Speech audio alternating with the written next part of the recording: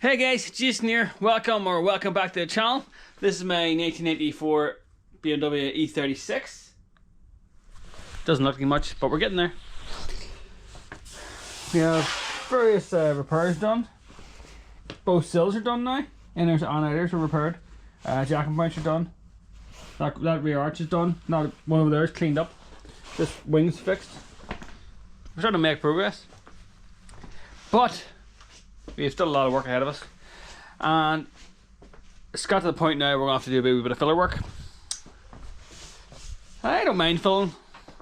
It's just when you have to do big panels and you have to try and get it flat, and you start getting good at it, and you don't do it for ages, and you kind of lose your mojo. So anyway, where are we at? We have wee bits like this here where these bits have been joined, and that's not going to take a lot of filler at all. Around here there's going to be a wee bit of filler work, basically around anywhere that we welded. And this quarter is going to need filled. And then our driver's door. So I got a replacement door, because my door, if you watched any of my previous uploads, had a big crease down the side of it, right along here. This door doesn't have a crease, but it does have plenty of wee dents around it. And there's one there as well, one there, and one around here somewhere. And it has been rattle canned matte black, so we have that to take off. I did get some silage thinners and just wipe this area, and it all came off pretty easily. So I think that's going to be our first job. So let's get started in.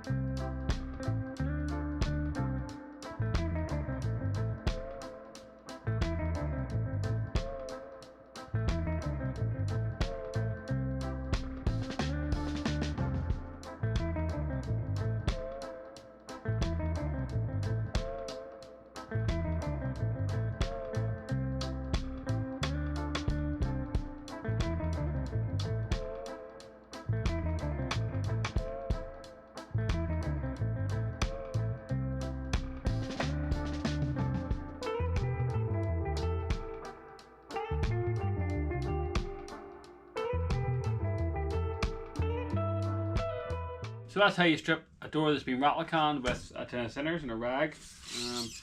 Now that all that black's been taken off, you can really see the dents in this door. There's an extra one there that I didn't see before. Them dents here and here and here, they're actually followed through to the panel underneath. So I'm gonna have to spend a lot of time getting those straight. So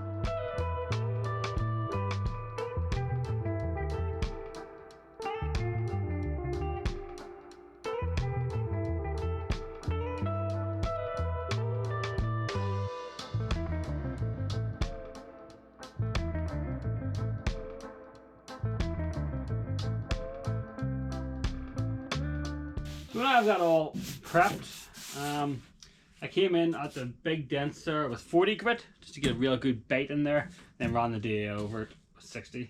We are going to have to filler prime this door anyway, so it's not going to be an issue. And then I went over it with some panel wipe and just give it a good wipe down, take any of the crap off. Now we've got the filler here. Thankfully this tin of filler is really done because it's starting to get a bit lumpy, but I'm sure it'll be grand for what we're doing here, right? Bulk filling. Alright.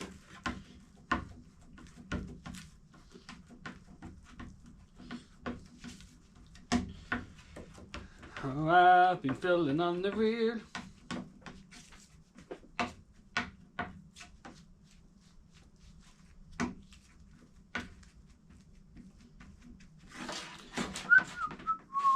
Probably should have put in time lapse for this fill mixing process.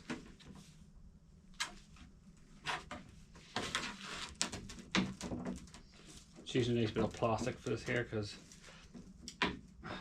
sometimes when you use cardboard it doesn't like smooth nicely, and I did read that if you spread it in cardboard. The cardboard like absorbs some of the chemicals. I always use a bit of plastic, and then wipe it down with thinners when you're done, and then you can use it again. Same with the business cards. You can, if you're really that tight like me, you can wipe the cards down with thinners and reuse them over and over again. Probably costs more in thinners than it does to replace the card, but sure. Anyway, right, that's just pretty mixed now. So where's our first dent? There's one. Those ones. This one there. Let's see a big. I'm gonna come in off this here with something bigger. Get it on there first.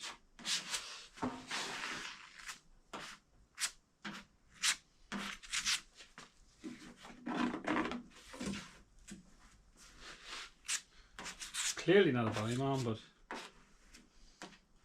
you can sort of manipulate it.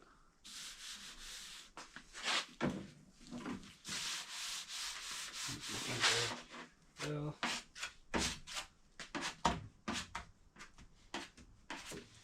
hey, just slap it all on the first time, and then the second go around you can really start to shape it. But if you put those on the first time, you can kind of get most of it done, and then you might have some ripples in it, but ripples are easier to fix.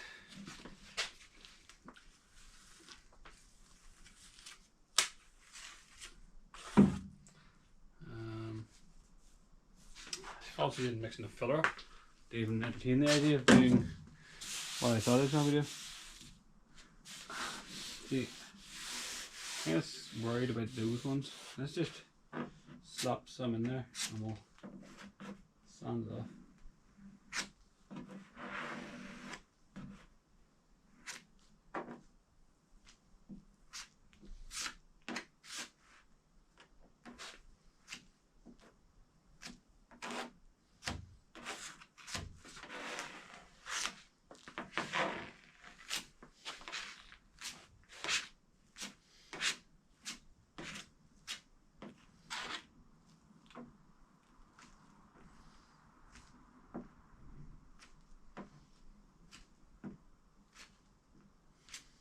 Kind of lost track of where we were filling already. I don't want to fill these bits yet because I want to put rust converter in them. Yep, squeeze pad.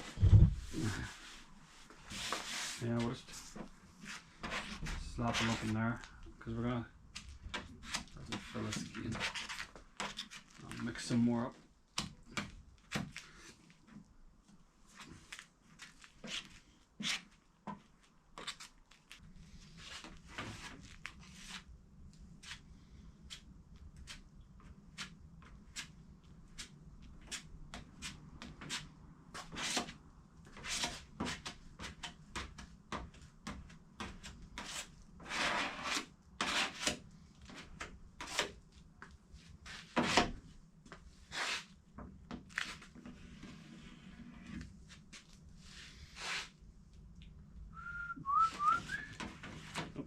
Ready?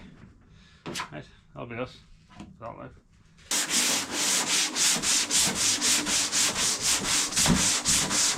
Right, well, I've been sanding away at this one. Had a wee low spot in the middle, wee low spot in that one. Now I'm just going to take out the bulk from this one and this here, and then we can put a second coat on.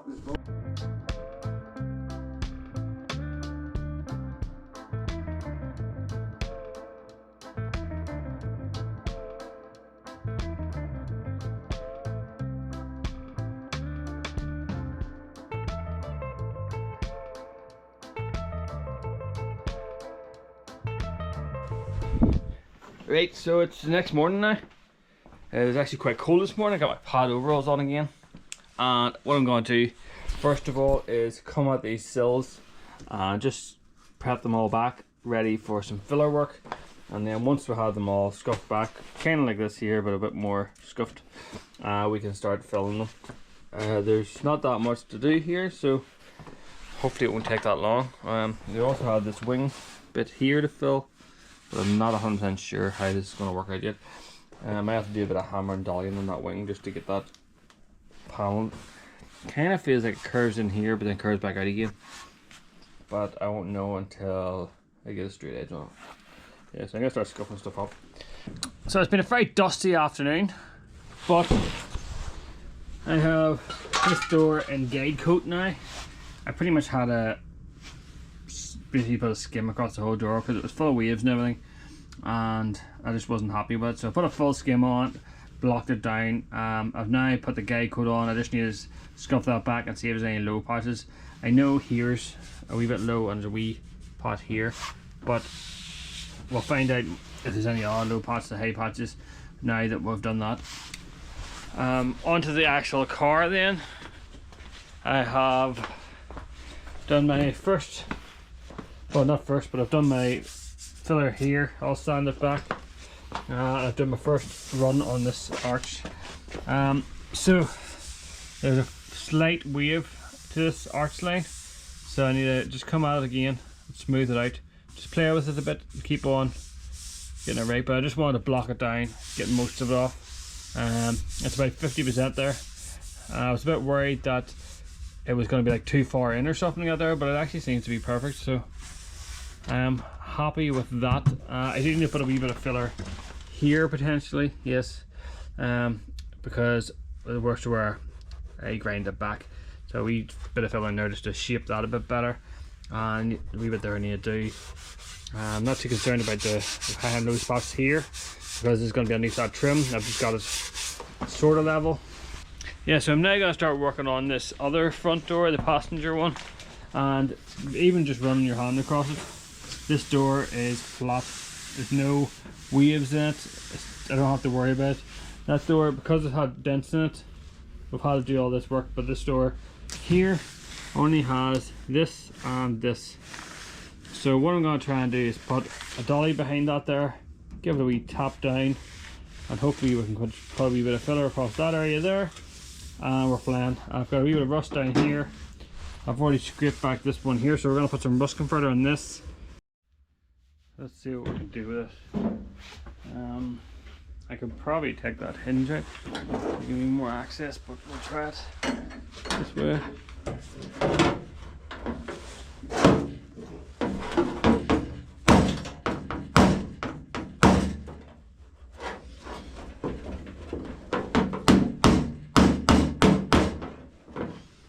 Definitely dented in there. I don't know if that's a good idea or a bad idea, but definitely done now. No, what about it? Yeah, I don't actually think me holding that with the dolly on the inside did anything. But anyway, that's the only dents I can see in that door. So let's get them filled.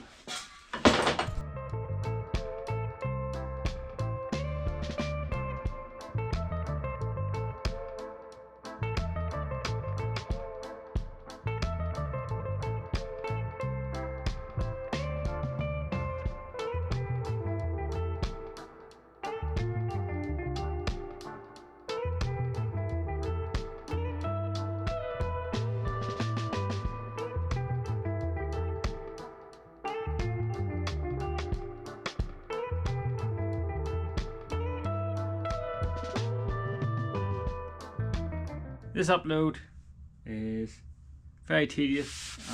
This work needs done, but prep work is just such a drag. Yeah, this door done on the outside. There's a dent there. We have fixed. But if we're going to do a colour change, we need to do the whole insides of the doors. That means it involves stripping the doors. So yeah, need to decide on the colour. Also still need to decide if I'm going to do gloss or matte. I'm leaning towards matte, mainly for simplicity, and I know that when I paint matte, if I have an issue I can fix it.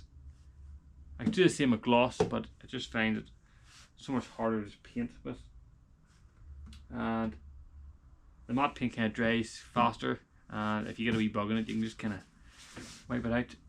And you won't really, it's not that noticeable, especially in the conditions we're going to be painting in. If we're going to be painting in that shed, it's going to be bits in it. I'm not going to lie, it's going to be bits in it. A nice dark grey matte or satin would be nice. I think it would just bring all these bylines out and everything. So I think that's where we're going. Or dark green. Haven't decided yet. But we just have to keep on powering on. The rust converter had dried in these corners, so I mixed up a wee bit of epoxy primer and just brushed it on real thick. So I'm hoping that's going to be dry for tomorrow. And we can sand that back and pretty much we can fill it then. Been a long ass day.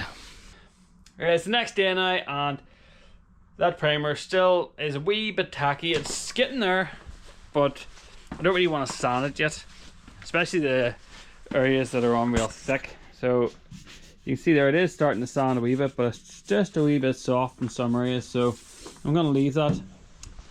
Means we can not do bodywork for a wee while. And this is how we look at this front mount. It looks like it's going to fit in there well. I just need to make a mount for it.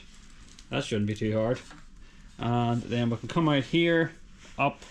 I've got these, this sort of thing that I've made before. I think this was for an MX5.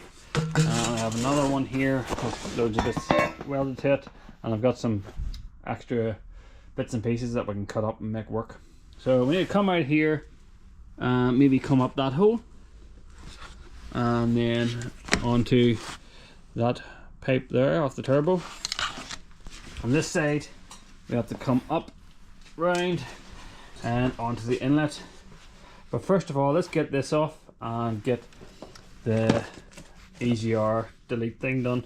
So that means we just got to strip out a pipe instead of having all this garbage on it. So I've sort of mounted the bumper here. I think we're going to have to do a wee side project on this by installing the crash bar behind this bumper. So just so this bumper sits on where I need it to sit and we can actually try and play with it a bit better. So let's get the crash bar onto that. Right, to get these wee pins out, there's like a wee thing in the inside, in the center. And shoot out, and then you try and find it on the floor. And you just repeat that until all the wee pins are out. That's those all out then, and then there's two 8mm screws in each end. I think these hold the fog light brackets in. Right, that's them all out. Will it just pop out now? Probably not, but in theory it should just lift out. Yes! I'll give that a wipe down. We'll start putting in the L bumper. So I kind of care about this other bumper, so I'm going to put this down here to try and protect it from getting scratched. So I kind of care about this other bumper, so I'll put something down here to stop it getting scratched. I'm going to take all this trim out first.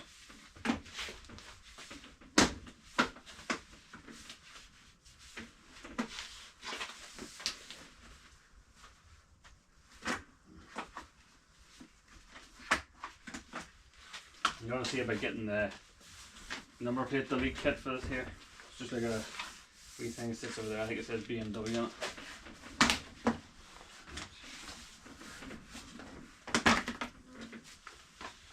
Put that somewhere safe for now. And then we can flip this upside down.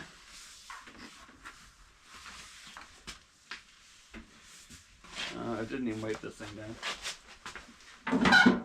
Oh, exciting.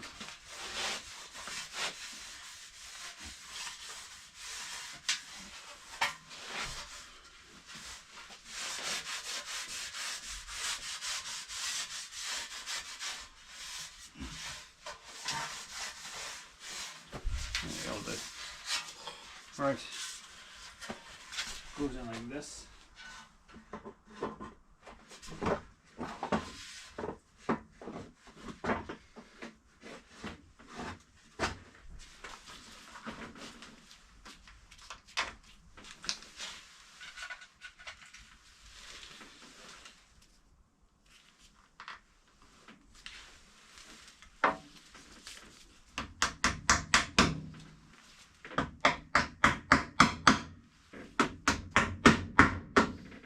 So the side quest is now done, and we have the bumper mounted to the bumper bar. It doesn't quite line up in the corners because I haven't actually made the wee bracket that holds the bumper up in the corner again. So we'll have to do that there, but that's not important right now. So we have the intercooler in here, and I'm pretty sure I'm just going to line it up with this under tray here, and we'll put it there, raise it up a wee bit, and it should be good, I hope. So we can now take the bumper off and start cleaning. It's quite heavier now than it was. That's pretty strong. Well, I think if we put a bit of flat right across there, oops, or a bit of angle even. What a bit of angle work? The angle might work, you know, if I had a big enough bit of angle. Well, I suppose I could put it back a wee bit, it doesn't have to be. Leave with me. Fab this up pretty quick here, but what I've done is I've got a bit of tube and basically welded some brackets on. We now have this. The idea of the tube is that it's going to add a bit more strength to this here. So when that sits in there like so, it's welded on. The tube should be able to add a bit of strength to that there, and then we're flying. So I've cleaned all in here up, spread some weld through primer on it, and it's now time to weld this to it.